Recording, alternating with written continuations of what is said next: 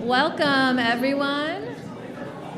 We're going to call the meeting to order, and let's get started with the roll call. Here. Here. Here. Okay, we'll start. Please join me for the Pledge of Allegiance, followed by a moment of silence.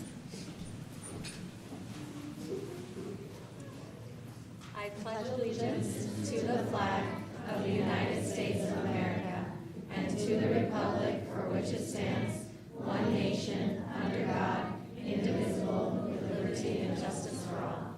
Yo prometo fidelidad a la bandera de los Estados Unidos de América y a la república que representa una nación bajo Dios, indivisible, con libertad y justicia para todos.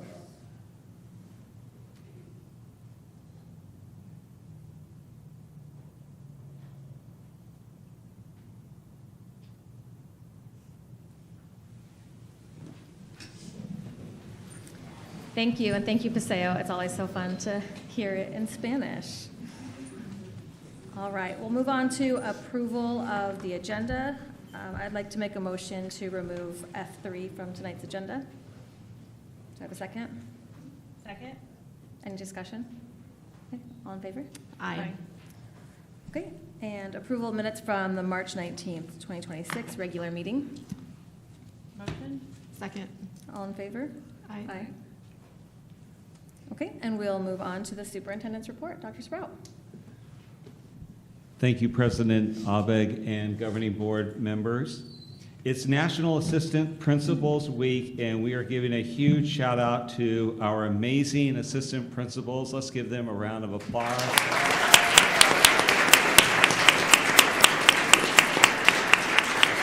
And as a gift to them, we are not going to make them come up and stand up here. You guys get to relax and be there in your seats. The assistant principal position is one of the most challenging jobs in education, with a wide spectrum of responsibilities that supports our principals, staff, students, parents, and community. We had an assistant principal meeting this week that included our executive team, and I cannot understate the excellence, wisdom, strength, problem solving, and relationship building, to name a few, that we have on this team. Not only are they incredible on their campuses, but they also provide incredible support to one another. They are the best of the best in the state of Arizona. So once again, a round of applause to our assistant principals.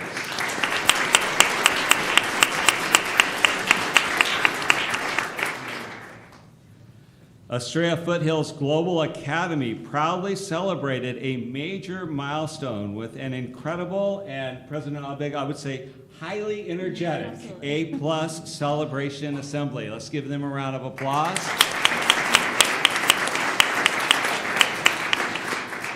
This is the highest recognition a school can receive in Arizona, and one of, I know, many that they will receive in the years to come. Students and staff came together to honor the school's achievement and to officially present its A+ school banner, recognizing a commitment to excellence and student success. The energy and pride felt across campus were a true reflection of the hard work and dedication of the entire school community.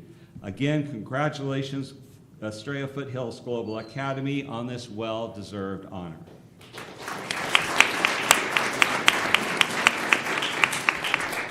The Paseo Point Dual Language Academy elementary and middle school archery teams are back-to-back state championships in archery in the bullseye category. Congratulations.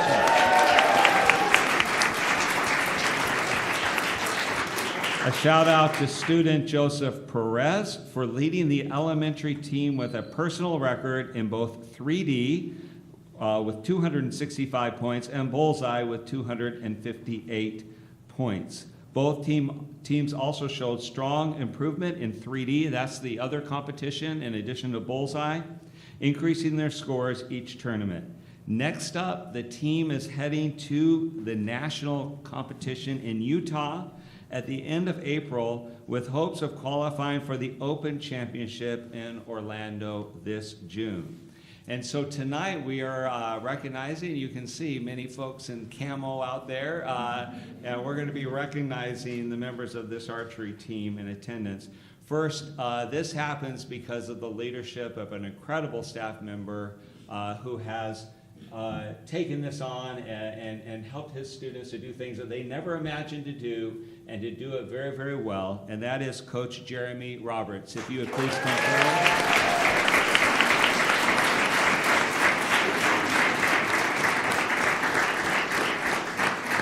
Tonight we also have from the team, Joseph Barksdale. Come on up. Magnus Dowse, if you would please come forward. Angelo Faina. Alex Martinez. Penelope Martinez. Alessandra Roberts. And Jeremy Roberts.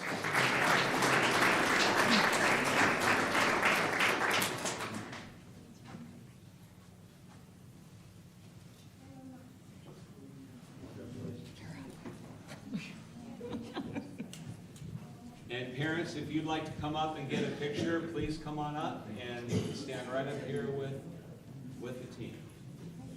Oh, we have one more? Hold on. Here.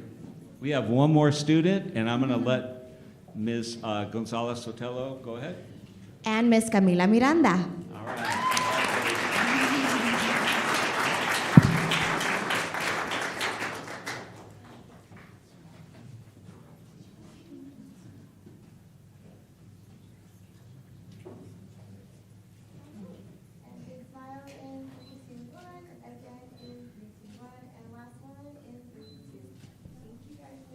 Wait, hold on, guys. Yeah.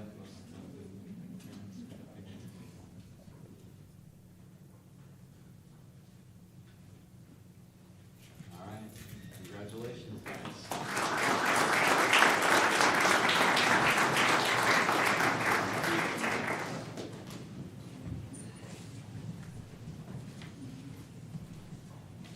And I understand that this requires a lot of parent transportation as well, so thank you to our parents for helping to facilitate that. And so let's give our parents of our archery team a round of applause as well.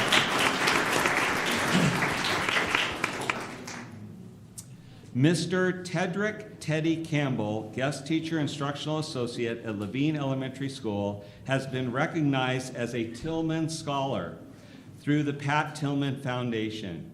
This honor is awarded to individuals who demonstrate exceptional leadership, service, and a commitment to making a meaningful impact in their communities.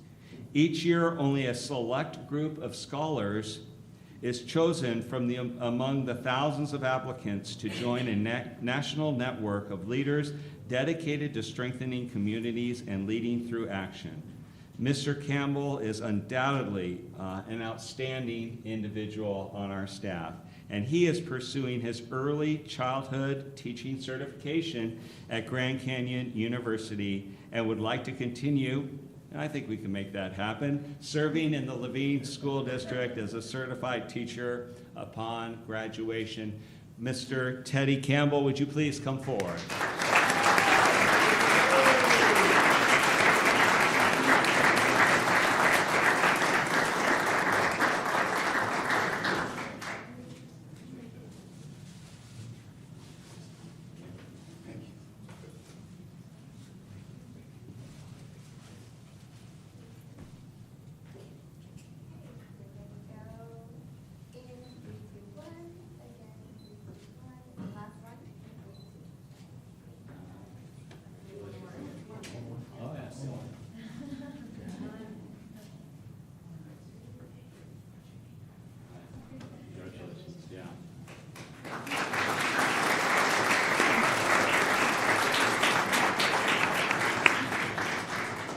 In case you don't know, this Saturday is actually the Pat Tillman Run in Tempe, and all that supports this foundation that is supporting Teddy. So I found out today, just a little plug, you can run it virtually. You don't have to go out to Tempe, so go sign up. It supports an outstanding cause, and as we see here tonight. So again, take a look at the Pat Tillman run this weekend.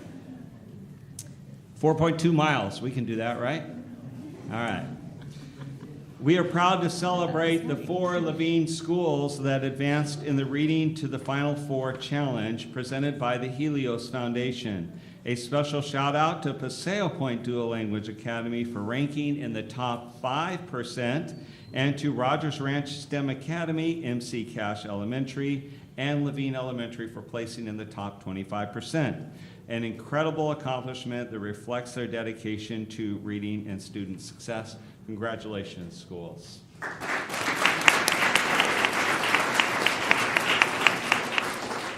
On March 30th, last Monday, we began taking our state assessments. These assessments are aligned to Arizona's academic standards. So far, nearly all of our 3rd through 8th grade students have completed the writing assessment, and 3rd grade students have completed oral reading fluency, and 5th and 8th grade students have completed their science assessment. That was all last week. Took a little breather this week, and so next week our students will complete the remainder of their state assessments with reading and mathematics. Our school testing coordinators have done an incredible job of completing all the behind-the-scenes work that goes into testing. This includes training staff, assigning students to groups, printing test tickets, organizing makeup sessions, and much more. We appreciate the dedication of our students and staff during this testing season, and we all wish our students the best as they head into this next week.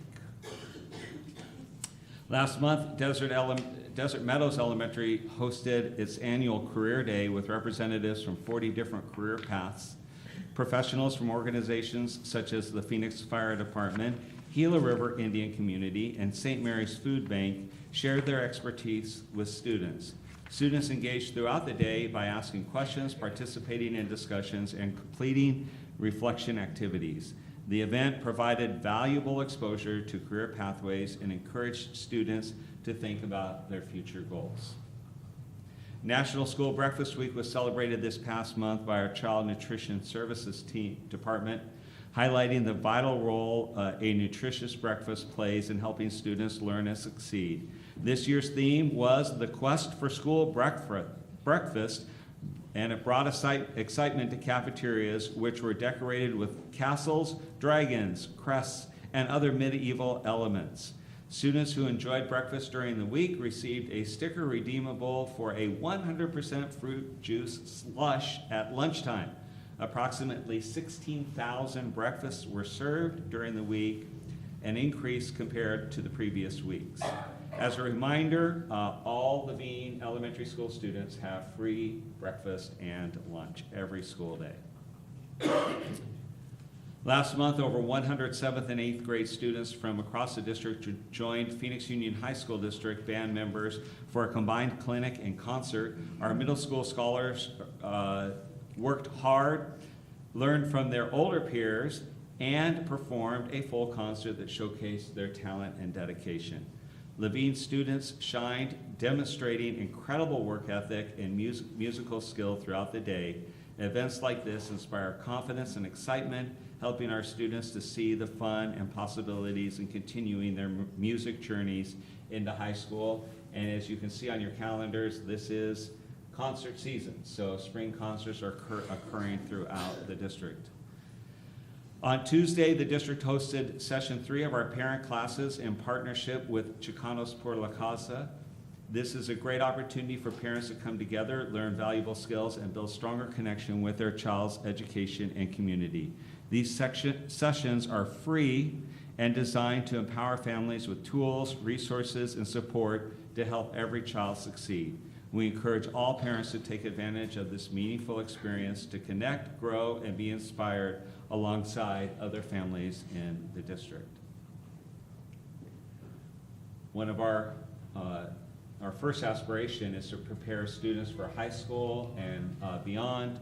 And on March 25th, we hosted our second LEAP event of the school year, and it was another great success. 21 high schools, colleges and career programs joined Levine families from across the district to share opportunities and help guide students towards their next steps. Thank you to all the students, families, teachers, and administrators who attended and made the evening meaningful. And now we are heading into our Employees of the Month, and we're going to start with our Classified Employee of the Month, Anna Mormon, from the Sheriff Hills Academy. Anna, if you please come forward. From the moment Ms. Mormon was interviewed, the EFGA administrative team knew she would be a dynamic addition to their team, and she has proven them right. Ms. Mormon is a strong team player. She steps in whenever or wherever there is a need and collaborates closely with teachers to ensure students are receiving targeted and consistent support. Her professionalism, kindness, and caring nature are omnipresent in everything she does. Ms. Mormon is a silver lining seeker, and anyone who comes into contact with her knows firsthand what an exceptional individual she is. Thank you for all you do, Ms. Mormon, and for spreading your positivity all around the EFGA campus. Anna Mormon.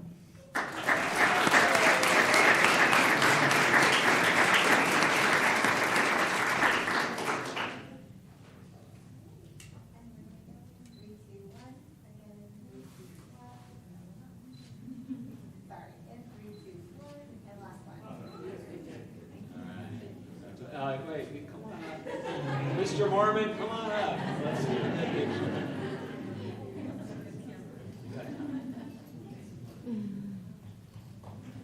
She does our kids everything. Yeah. Not the opposite in this time. Which is really awesome.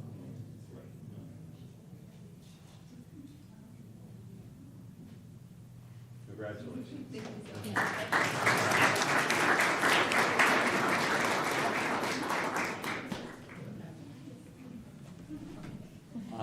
And we're going to let Principal Osrat recognize you as well. My name is Erin Osserat. I'm the principal over at Estrella Foothills.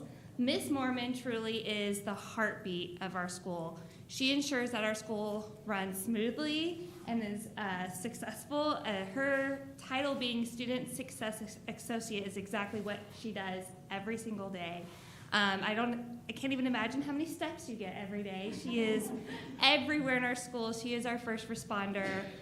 We pride ourselves on being solution-driven, and that is what she works on with our students, is being solution-driven so that they can focus on their learning and having a safe and happy school environment. So we are so lucky and blessed to have Ms. Mormon, and thank you for all that you do.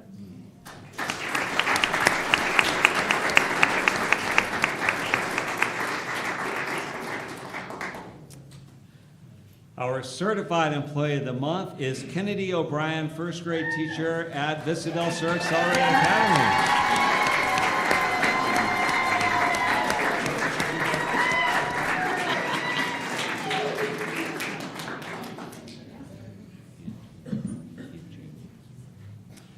Ms. O'Brien is a master teacher, yet she always is seeking ways to improve her craft. She embodies leadership, mentorship, knowledge, and patience. With her role as the first grade team lead, she plays an integral part in guiding the team, fostering collaboration, and ensuring a cohesive approach to instruction that benefits not just her students, but the entire first grade. Beyond the classroom, Ms. O'Brien extends her impact as the junior high cheer sponsor. They were just out there for the game tonight. Whereas with her first graders, she holds her cheer team to high expectations. Thank you, Ms. O'Brien, for the incredible impact you make on our school at Vista del Sur Accelerated Academy and community. Again, first grade teacher, Kennedy O'Brien.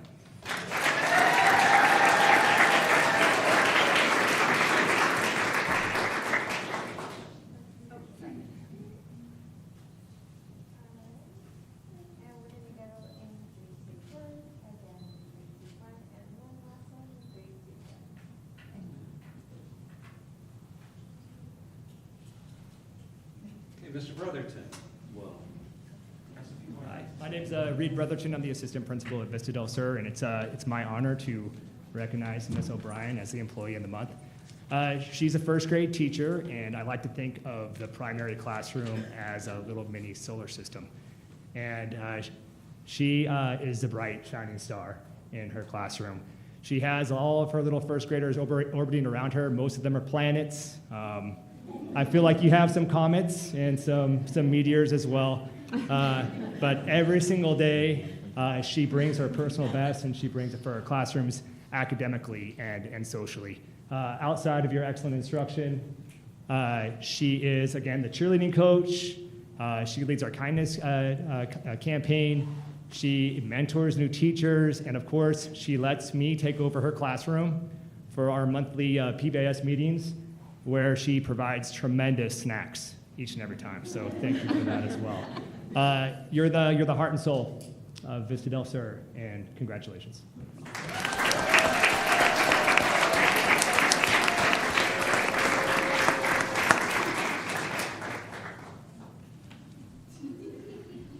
We have intramural championships going on right now, and late-breaking announcement for our flag football team. Estrella Foothills Global Academy is a district champion this year, so congratulations.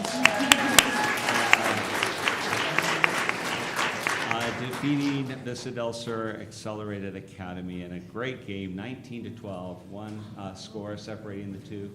An update for basketball. Update for basketball. EFG is up by 13 with 7 minutes left over this right now. Wow. Principal Aaron Osterod is, yeah. There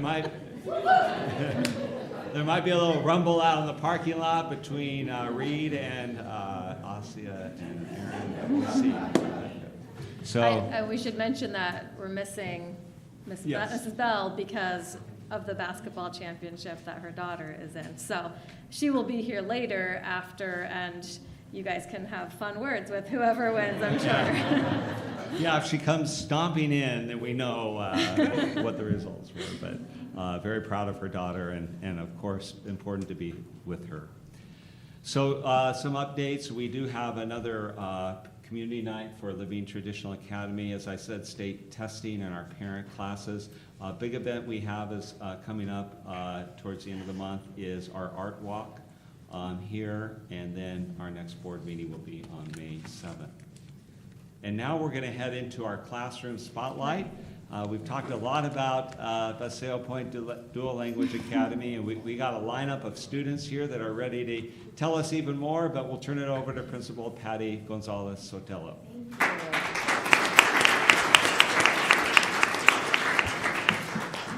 President Abeg, governing board members, Dr. Sprout, good evening, and thank you for the opportunity to be here with you tonight.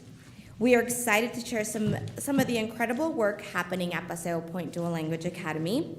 But before we get into tonight's spotlight, I'd like to quickly give a shout out to our amazing art teacher, Miss Major. Under her instruction, our Rams have created the beautiful artwork that is displayed here tonight. So a shout out to her. It is really hard to believe that we are celebrating 10 years of our school. In that time, we have grown not only in size, but in purpose, clarity, and impact. When we first opened our dual language program, we began with just 3 kindergarten classes and 2 first grade classes in the dual language program. This year, we are proud to be promoting our very first full cohort of 8th graders who have been with us, most of them since kindergarten.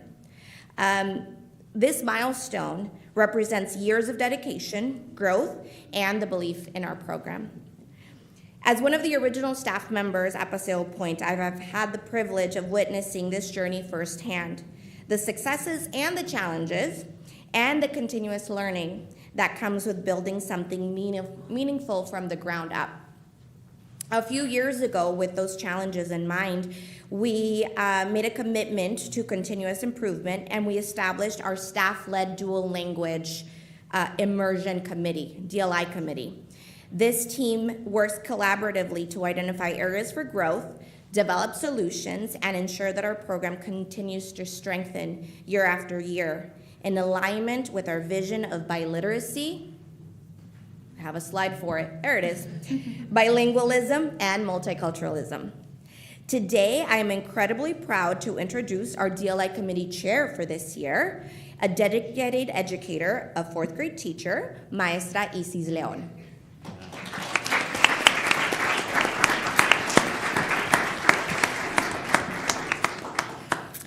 Gracias, Maestra.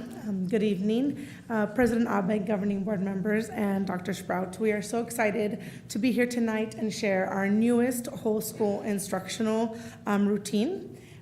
During our PLCs and our DLI committee meetings, we identified a need for consistent strategy to strengthen grammar, spelling, and reinforce learning across content areas for our students. And Dictado became our solution. Dictado is a powerful strategy that engages students in all 4 domains of language acquisition: listening, speaking, reading, and writing. Through this routine, students listen, discuss, write, and reflect on language in a meaningful way. Dictado is also a culturally relevant practice that is rooted in many Latin American classrooms. This allows us to honor and connect to the linguistic and cultural backgrounds of many Latin American countries while providing strong, effective instruction for all learners. As a dual language immersion campus, we are committed to developing strong biliteracy skills, and Dictado supports this by helping students build a deeper understanding of language, grammar, and content across all subjects. Additionally, implementing it K-8 ensures vertical alignment and growth across the grade levels. We are so excited for you to experience this strategy in action. And at this time, I would like to invite our kinder teachers, Ms. Quintero and Ms. Renteria, to guide you through a brief Dictado experience.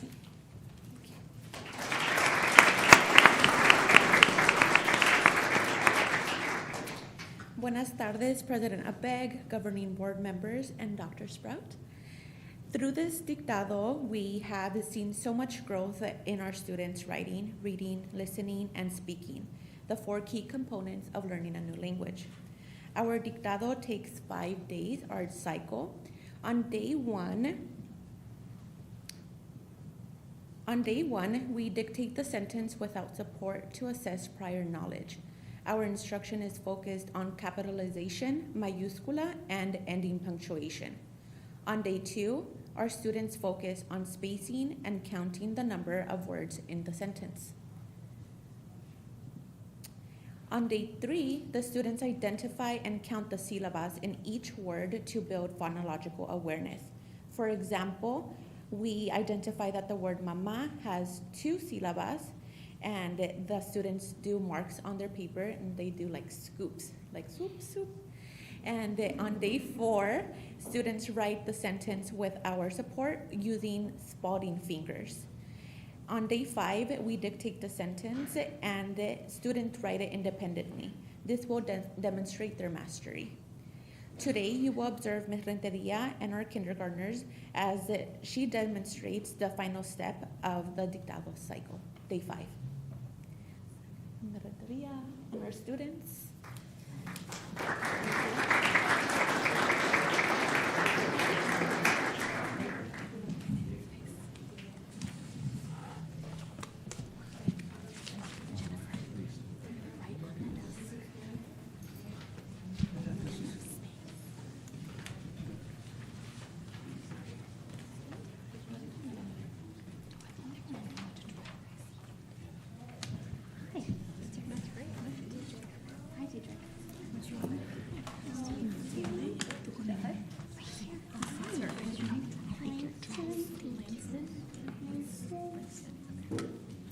Ok, hoy vamos a escribir la oración que hemos practicado toda la semana.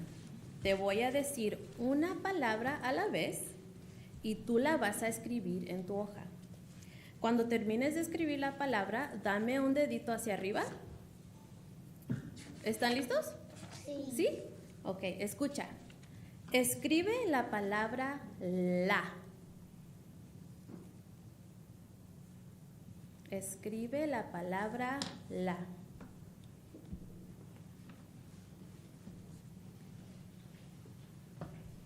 Muy bien. Escribe la palabra mariposa. Escribe la palabra mariposa.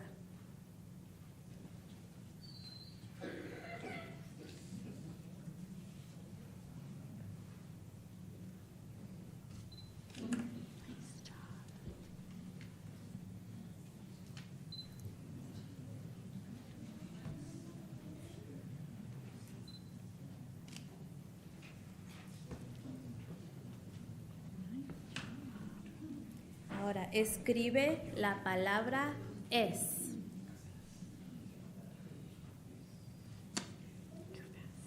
Escribe la palabra es.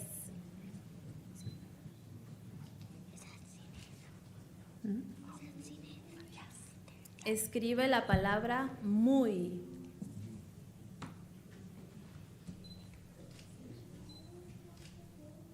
Escribe la palabra muy.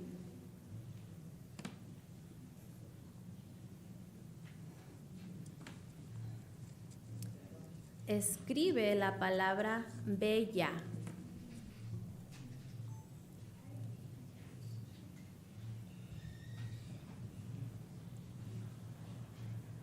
Escribe la palabra bella.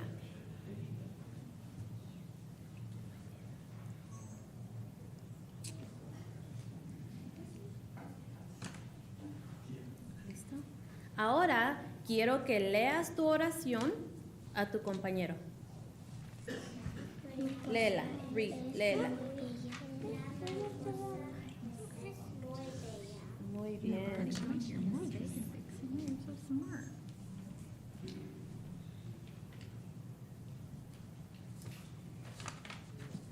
Okay, I want you to show the board member your work from Monday. So flip your page, so they can see how much you've improved from Monday to Friday. I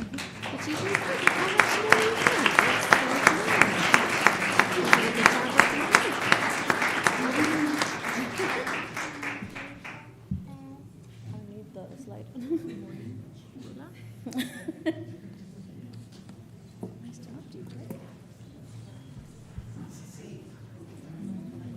These are the marks that we use as we practice throughout the week during our dictado.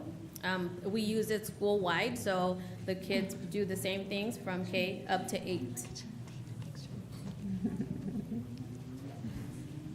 You want to take a picture of the paper? You're so smart. Why don't you hold up because you did such great work. Do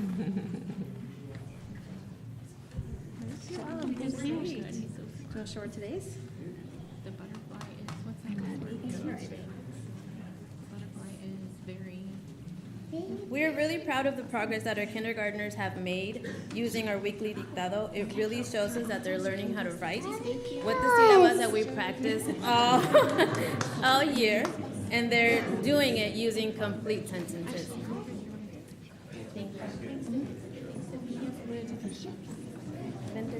Thank you, Maestra. Gracias. Oh, gracias.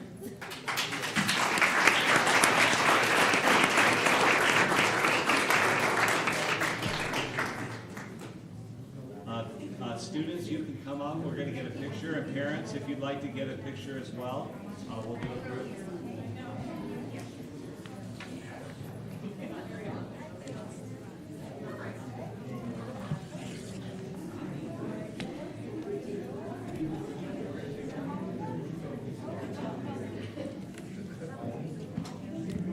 Questions?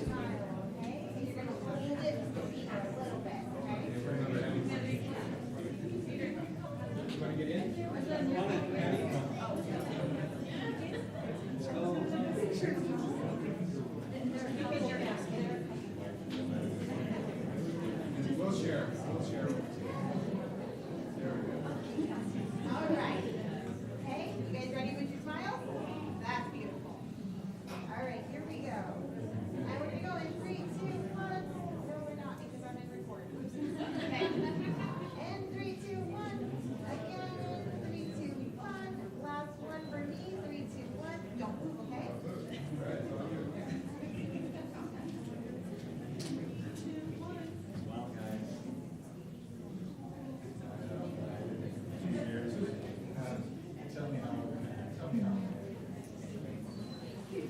Great job, guys.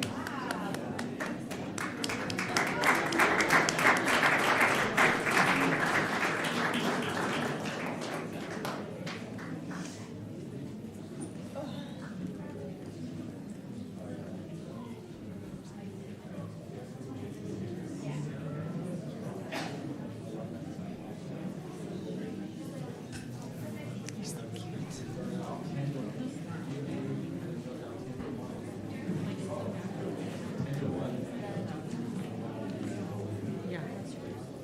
No? No, that's the first one.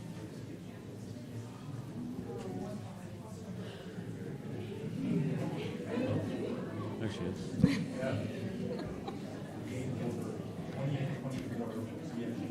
Okay. Such a close Is there a note you want her to write? Okay. We're going to wrap up the superintendent's report, but first of all, let's give a huge round of applause to our students. They did an outstanding job up here, so very, very nice. And we also obviously have great staff, our teachers, administration at Paseo Point, so a round of applause for them as well.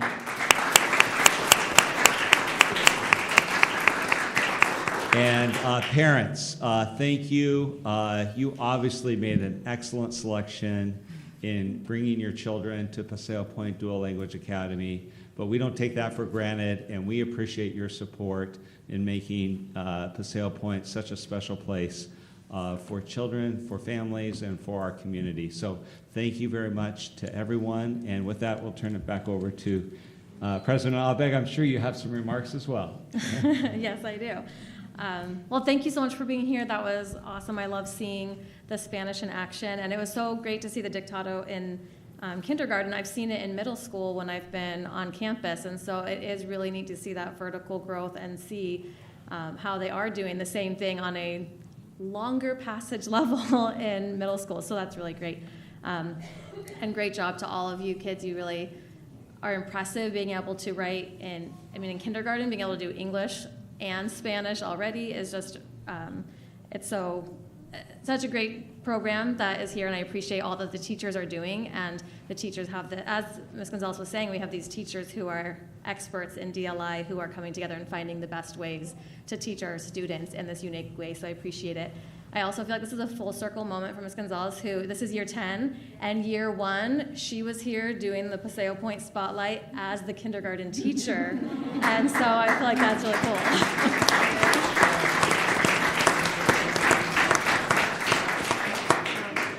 And at the end of this celebration and announcement time, we're going to go into a business portion. So we will have a break, and you're welcome to stay for the business portion or spend the evening with your family. Before we do that, I did want to have 2 comments about the superintendent's report before all the families leave. One with National School Breakfast Month, which is awesome. I love the meals that we have going. Also, if you didn't see their April Fool's Day meals, they were on point for all the April Fool's Day meals, and I tried to do a quick April Fool's dinner. I did not match the school level. My son was like, well, you should have seen what they did at school. And I was like, well, fine. But awesome job. It was really cool. I also wanted to mention with Paseo Point and the archery, we had some really awesome archers here. And I also wanted to point out that Coach Roberts doesn't just do it with that small group. It's 48 archers, is that right? Which I really appreciate that about the Paseo Point archery team, because 48 students get to participate in that all year. And you start in September? Yeah, September all the way through April or longer, and so it's a big lift, and those tournaments are long, and there's a lot of gear, and thank you, coach and assistant coaches, for all of that you do, and making this happen for so many students at Paseo Point. So thank you again. Okay. And one last thing before we excuse families that don't want to stay for business. The basketball championship has ended. And 28-24, EFGA is the champion. So congratulations. Everyone can give Mikkel condolences when she comes in. But congratulations, EFGA, Ms. Hasserat, and your whole crew. All right, thank you all for being here. We hope that you have a wonderful evening and business portion after this break.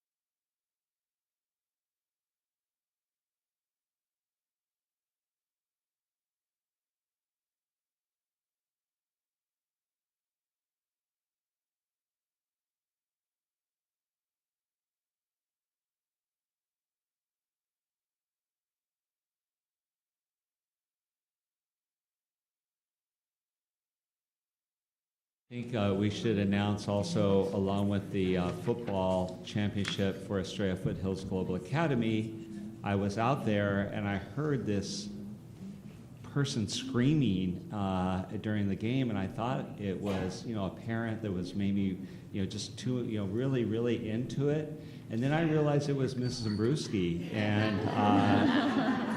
and that her son is the coach of Estrella Foothills Global Academy. So That was the crazy screaming person out there. So Where's the enthusiasm in here? Let's hear the crazy screaming. All right. Awesome. Okay, well, we will move forward with our presentation for the 2026-27 instructional initiatives with Ms. Jamie Camacho.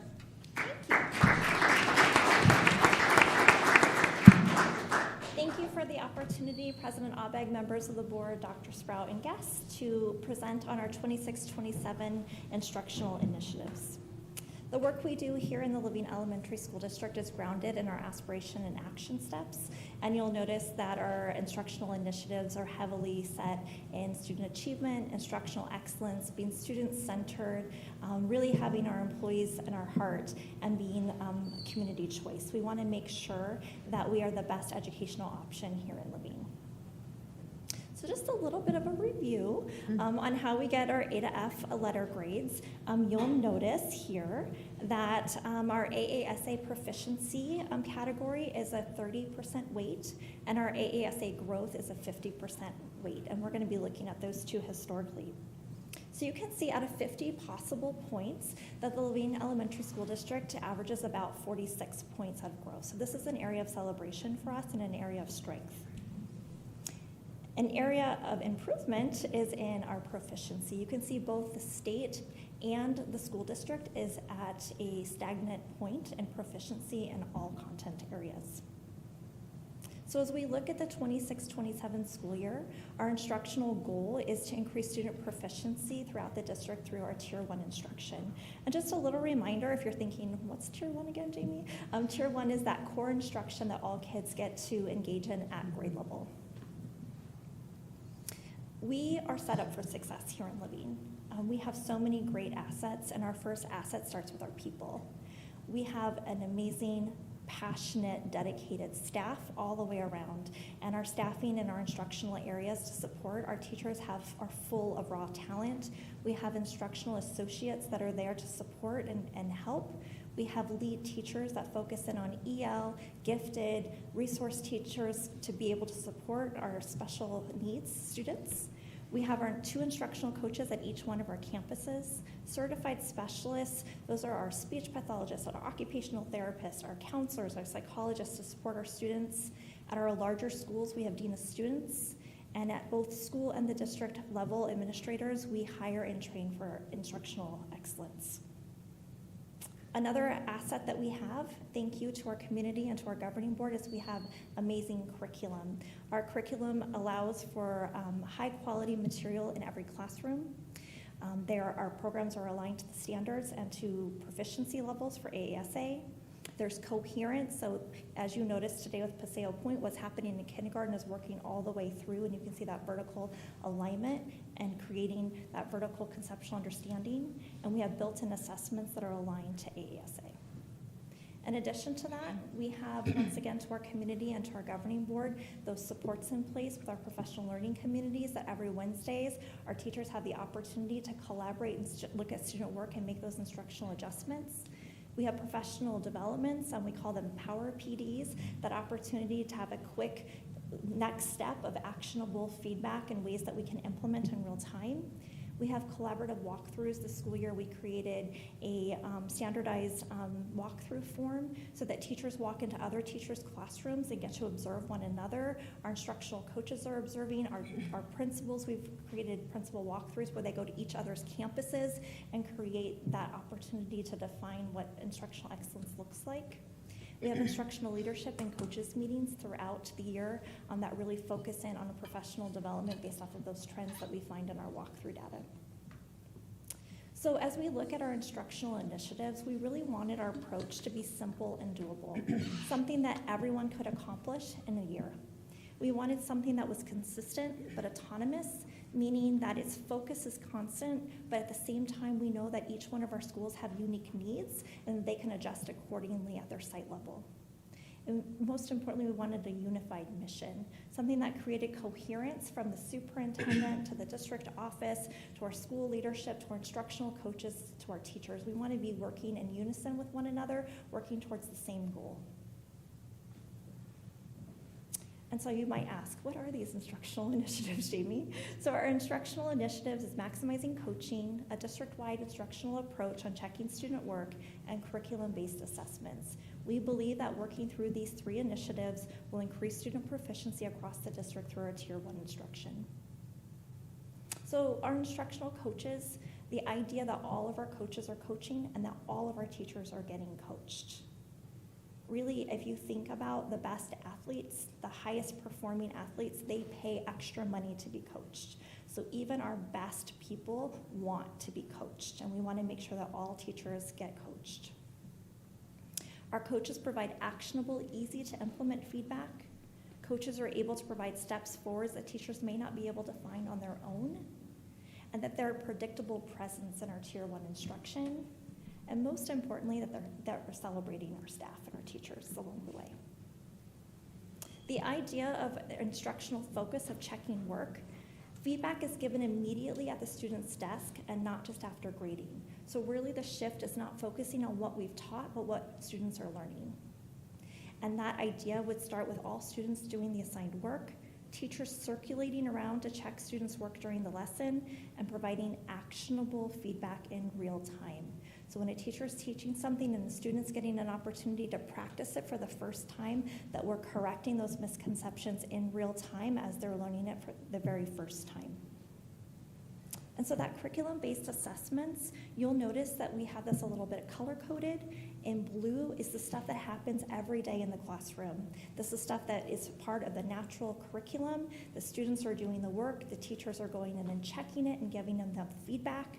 The exit tickets, that's the piece that happens at the end of each lesson. Topic quizzes are the natural part of the curriculum that happens at the end of the week. You'll notice in green we have our module and benchmark assessments. Those assessments happen at the end of the unit, and those assessments are the piece that we will be looking at holistically in our PLC meetings, what we'll be looking at in instructional coaches meetings, instructional leadership meetings, what we're going to be looking at the district office level to see what was taught was actually learned and how can we support along the way in real time. And then of course AASA. You'll notice that we have NWA and NAVE. Those are optional site-based assessments that can be used at our schools.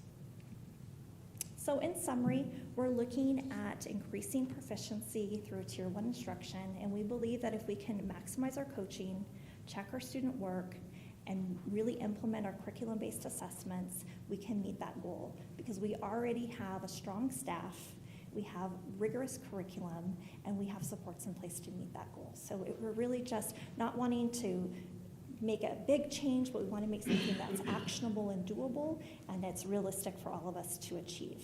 So with that, I stand for any questions that you might have. Thank you. I don't have questions, I just have comments. Is this on? Okay. In like my normal working world, sometimes coaching feels like a disciplinary or but I love that you guys use it as a positive term. Like you said, guess that was the first time I ever heard somebody refer to athletes pay coaches to make them better, and it's actually a very positive reward to that. So I like that the district uses that term pretty, you have coaches at schools, it's actually a positive way to provide, positive feedback and development for your staff. So I think that it's great. And I can't wait to see what the test scores look like this year. They're gonna be so good. Thank you, really appreciate it. I really appreciate that, taking something actionable that we can really put into place and master one important skill to have that effect. So thank you for all your work you're doing. Yeah, thank you guys, appreciate it.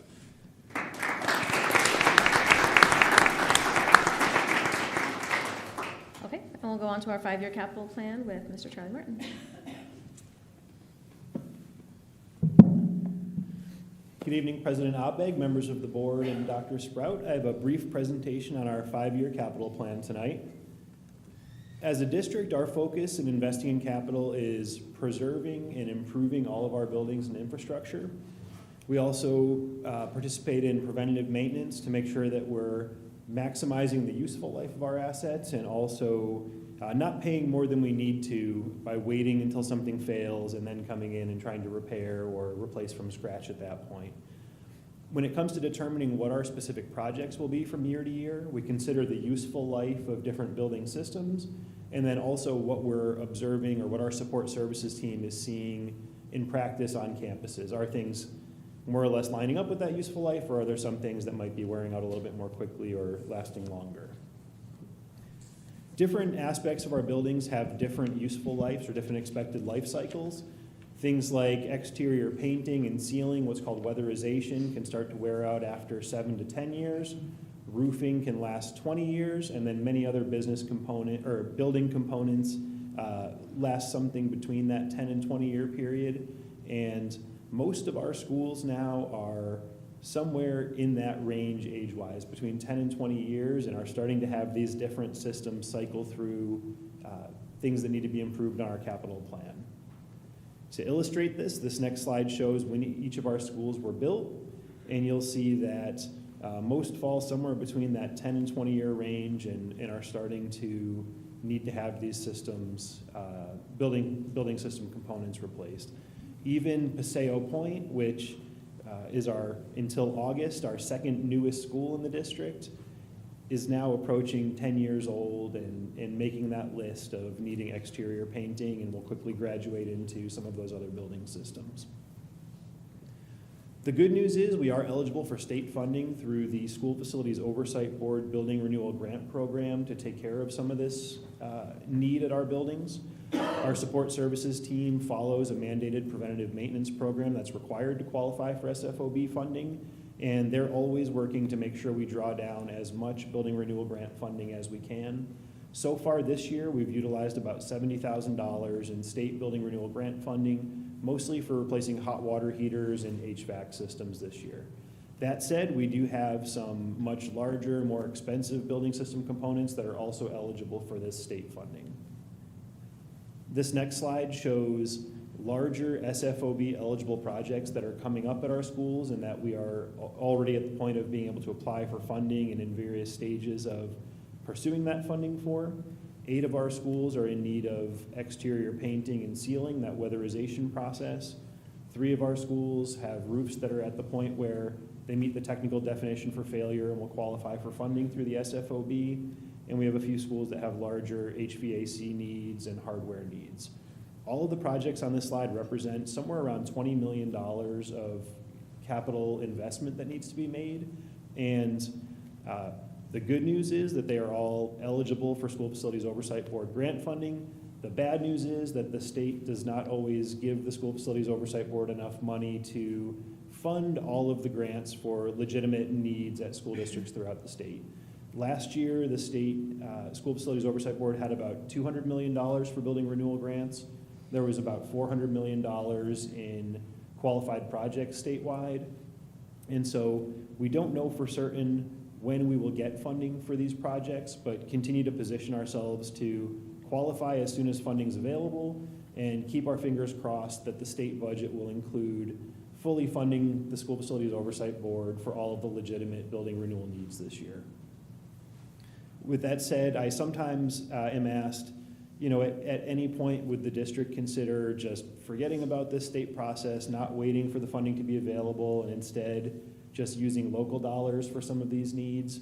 And the answer is that we will do everything possible to get every state dollar that we're eligible for, and that's because if you do as a district spend local funds for something like this, there's no mechanism for the state to come back and reimburse you. Once you pay for something out of your local funds, the grant eligibility is gone, and that's money that can't be used for other capital projects.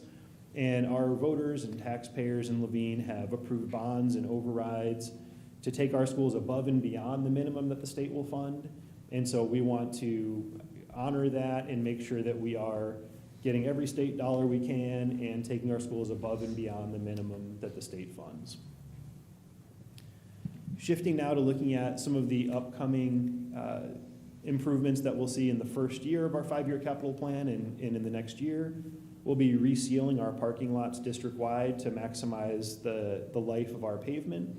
We'll also be completing lighting improvements at 5 schools and also here at the LEC, concrete improvements at 2 different schools, and then one new addition to our 5-year capital plan this year At several of our schools, the gym bleachers are starting to hit the end of their useful life and either not being functional to open or not being safe to use to their full capacity. And so 2 schools, Vista Del Sur Accelerated Academy and Trailside Point Performing Arts Academy, will have new gym bleachers installed this year, and we'll begin to work through the other schools based on the age and condition of their bleachers as well.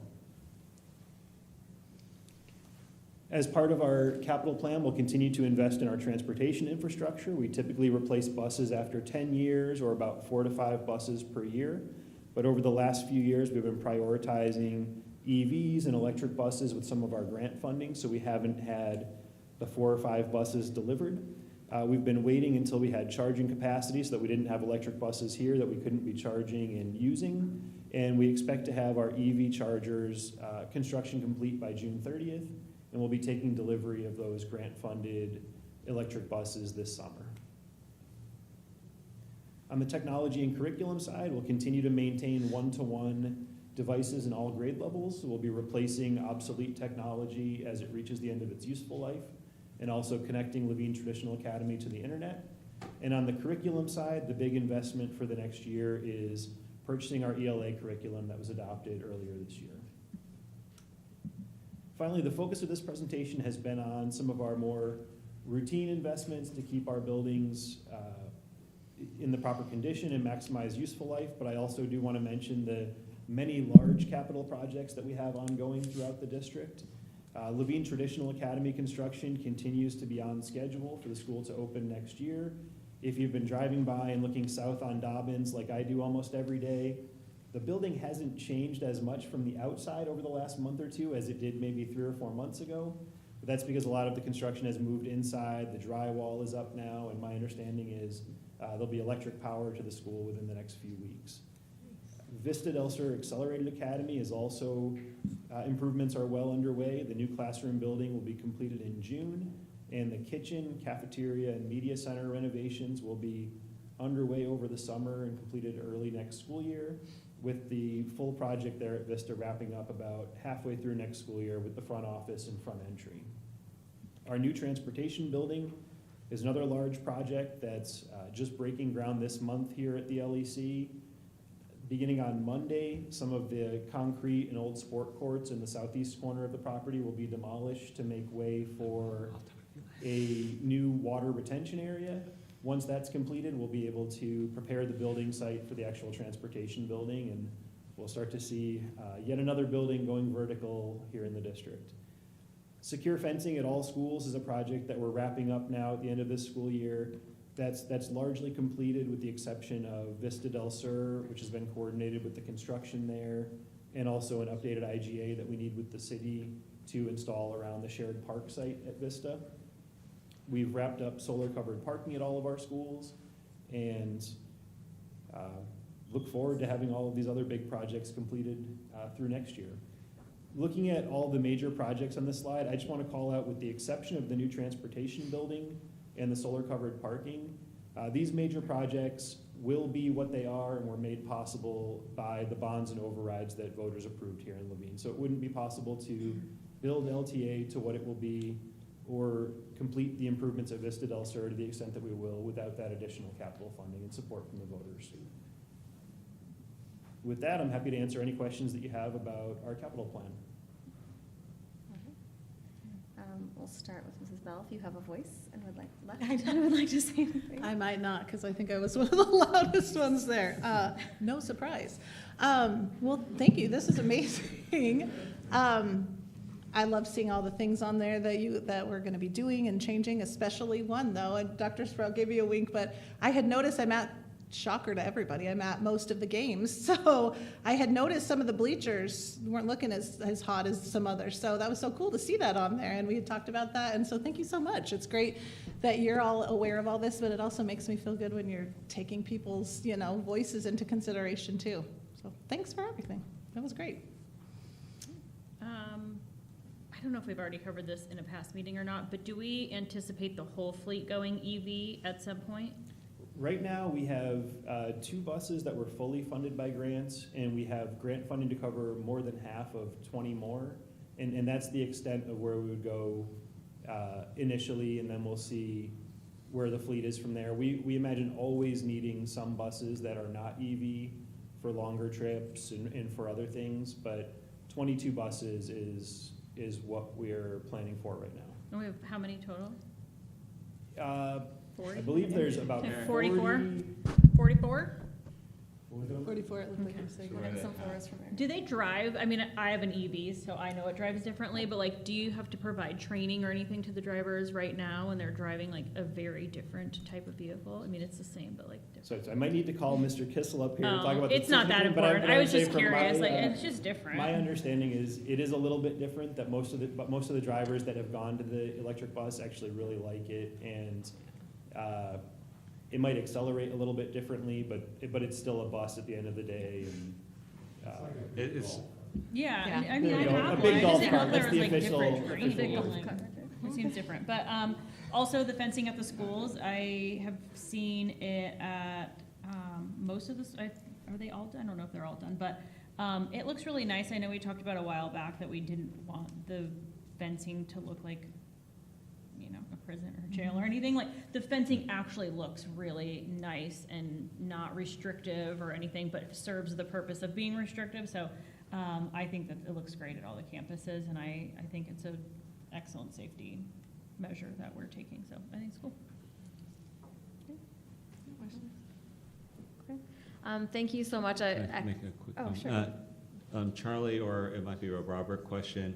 As we begin the construction on, for the transportation building, there will be some restrictions on parking here. Can you talk real quick about what that will look like? Sure, so the parking lot won't be directly impacted by the construction. We're not digging up the parking lot itself, but we will be using the back portion of the parking lot here at the LEC to house some of the buses and fleet vehicles that'll be relocated during the construction. So parking will be tighter around here during the construction process.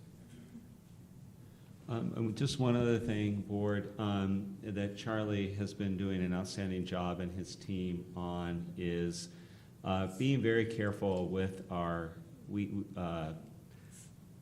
to be good stewards of the resources that we have, to not overbuild. And so what you're really seeing here when he's talking about the, you know, his next to last slide is kind of our final building projects, other than building another school eventually. And so we're really trying to be very careful.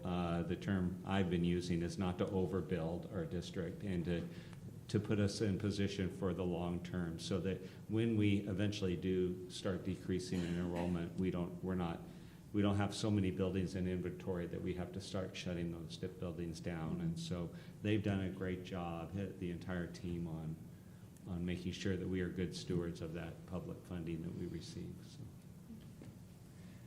I just want to echo thanking our community for supporting our school district with approving our bonds is such a big blessing to our community, and making it so all this can happen. And then thank the whole team here for being good stewards of that money and making sure that we are getting the most for our community's dollars, because it's not easy in any time, but especially these times, to be voting to spend more money. And so I think it's a big vote of confidence in what you're doing, and I'm glad that we can confidently say we're getting every state dollar. We're making sure that the money we're getting from our community is letting us go above and beyond. And I think you feel that when you walk on our campuses. The facilities are above and beyond what you expect. The one-to-one technology, our great curriculum that we're always up to date.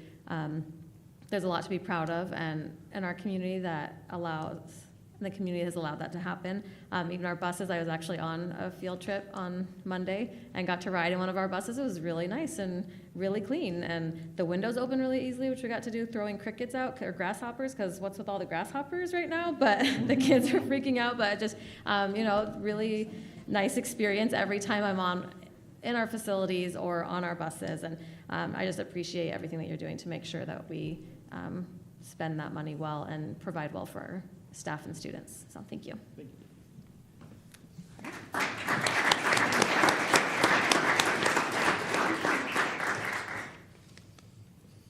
Okay, do we have any public comments? All right, then we'll go on to the consent agenda. Motion? Second. Any discussion? All in favor?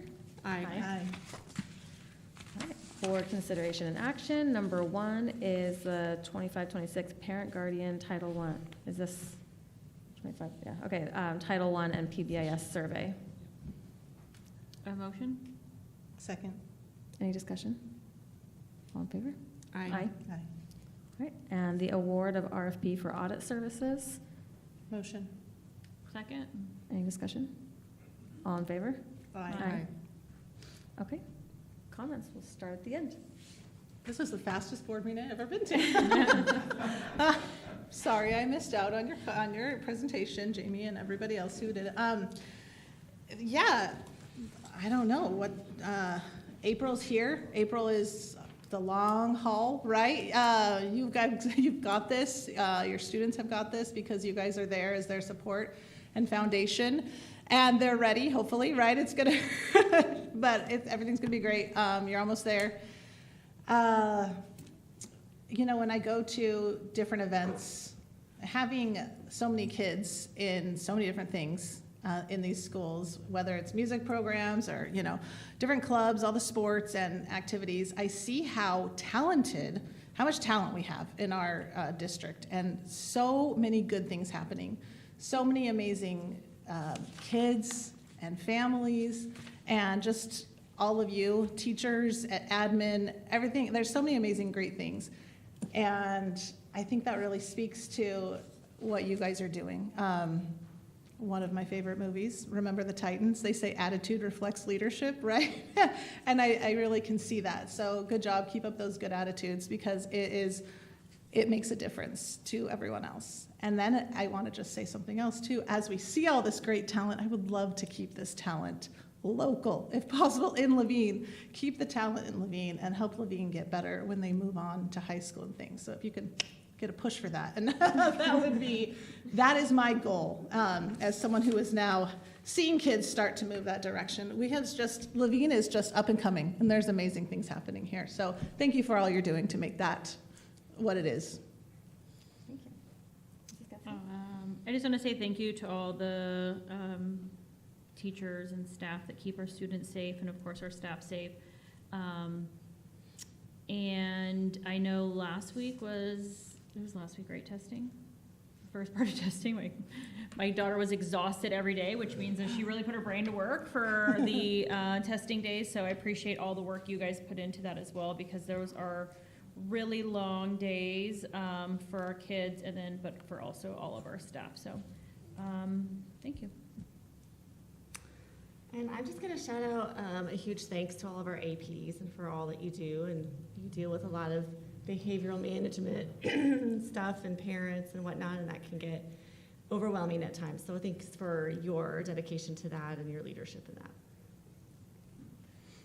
Thank you for commenting on that. I remember when I became a teacher, and I always had the plan of going back to administration, and then I became a teacher and saw what admin did, and I was like, oh no, thanks, I'll stick to the classroom, because you guys deal with a lot, so thank you. Appreciate that, and congratulations to everyone with all these awards. I know we have the A+ celebrations and so many great things, the promotions coming up. I appreciate the opportunity to attend some of those, and those of you who have reached out, let me know. I try and watch the calendar, but I love being able to celebrate with you. The energy at AFGA was amazing, just such great celebration, so I look forward to, as we get through the testing and celebrate a lot of great accomplishments this year, being able to go out to campuses and be there with all of you. So well done on everything going on here, and that's it from me. So do we have, let's see, we're going to... well, future meetings, yeah. Do you have? Oh, okay, I didn't know. Yeah. So our next meeting is May 7th, same time, same place. And we are going to now enter an executive session. Do I have a motion? Motion. Second. All in favor? Aye. Aye. All right, and everyone else leaves, right?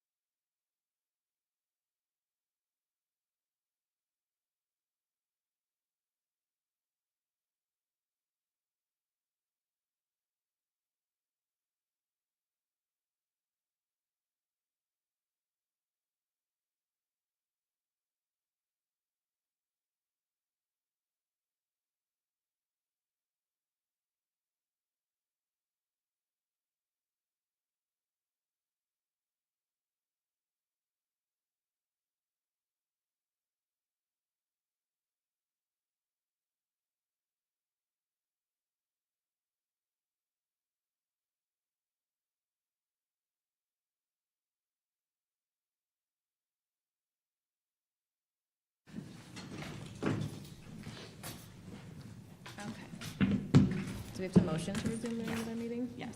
Yep, okay. So a motion to resume the regular meeting. Motion. Second? All in favor? Aye. Okay, and we have board consideration and action on the superintendent's contract. Motion? Second? Any discussion? No, discussion is executive. All in favor? Aye. Okay. Do I have a motion to adjourn? Motion? Second? All in favor? Aye. Okay. Aye. Woo.